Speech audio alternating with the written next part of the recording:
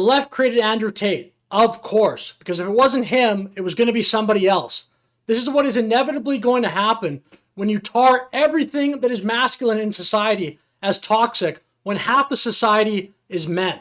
And since at any given time, a bunch of those men are going to be young and impressionable, of course some of them are going to be attracted to the message of the funny rich guy with supercars, beautiful women, and who is not afraid to mock the people in charge.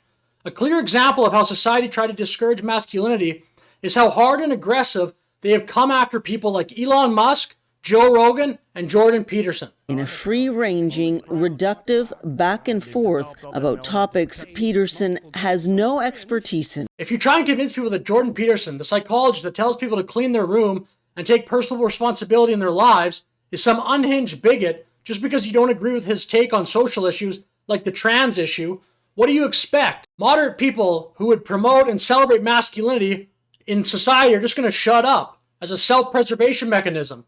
Or perhaps many of them were just banished and actually banned onto the internet ghetto, such as Rumble or Parler or a bunch of other ones that came before. Exact same things that Elon Musk is saying.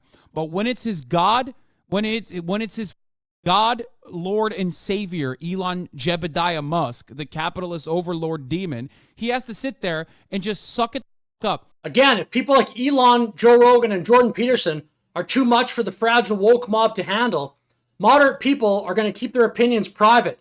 And somebody like Andrew Tate, who doesn't care about what the woke mob thinks, who doesn't care about being canceled, is going to fill that vacuum. And also because it's self-interest, he's going to make a lot of money off those young men. It's so obvious. Again, if it wasn't Tate, it just was going to be somebody else. People like this result from people like we're talking about on the left.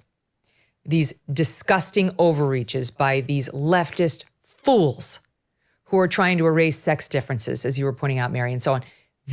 They've led to the backlash, which I don't support in this way, of people like Andrew Tate.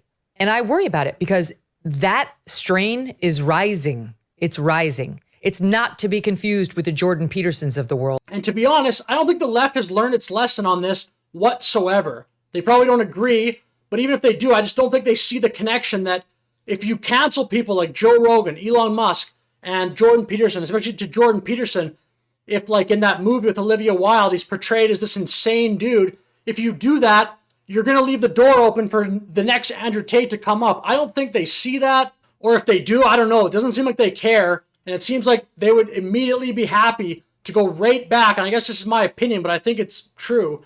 They would just go right back to getting Joe Rogan and Elon Musk canceled if they could.